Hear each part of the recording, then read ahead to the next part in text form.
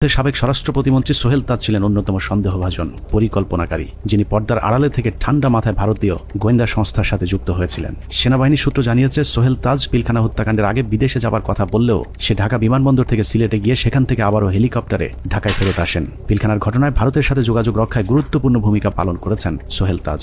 তদন্ত কমিটি সোহেল তাজের passport check করলেই প্রমাণ হয়ে যাবে তিনি আদৌ ওই সময়টাতে দেশের বাইরে অবস্থান করেছিলেন কিনা।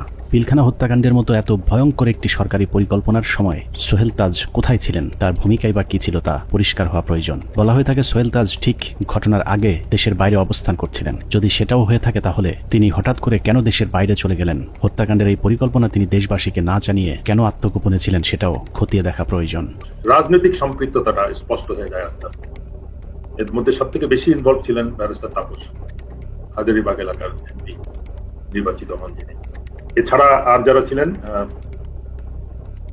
নানক আজম, অ্যাডভোকেট কামরুল, শেখ সেলিম, সোহেল তাজ, ওয়ারেসাত বেলাল, রুহি, দেন মাহবুবা রাগিনী, শেগুপ্তা ইয়াসমিন এমিলি এবং সুবেদার তোরাব আলী, অবসরপ্রাপ্ত বিজিআরের সদস্য।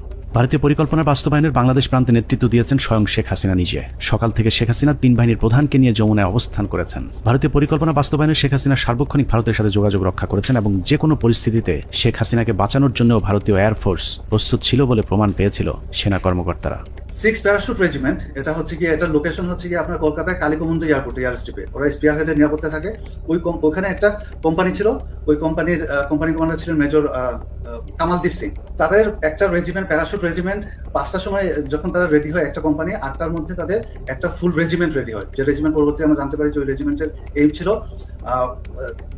ঢাকা এয়ারপোর্ট, তেজগাঁ এয়ারপোর্ট এবং গণভবনে অপারেশন করা এবং নিরাপদভাবে তখনকার স্বৈরাচারী প্রাইম মিনিস্টারকে এক্সট্রিকেট করার জন্য। সবশেষ পিলখানা হত্যাকাণ্ডের পরিকল্পনা বাস্তবায়ন এবং হত্যাকাণ্ডের ধামাচাপা দেওয়ার দায়িত্বে যারা ছিল তাদের সবাইকে গ্রেফতার করে বিচারের আওতায় আনতে হবে। সেনা প্রধান হিসেবে জেনারেল মঈনকে এর দায় অবশ্যই নিতে হবে, যিনি শেখ হাসিনার পাশে বসে পিলখানায় সেনা হত্যার ঘটনা পর্যবেক্ষণ করেছিলেন। পিলখানা হত্যাকাণ্ডে সরাসরি সম্পৃক্ত লেফটেন্যান্ট জেনারেল সিনা ইবনে জামালি, যিনি পিলখানার বিভিন্ন গেটে অবস্থান নেওয়া র্যাব ও সেনাবাহিনীর সদস্যদেরকে ভেতরে অভিযান চালাতে বাধা দিয়েছিলেন। তৎকালীন ডিজিএফআই এবং এনএসআই প্রধান দুজনেই এই পরিকল্পনার অংশ।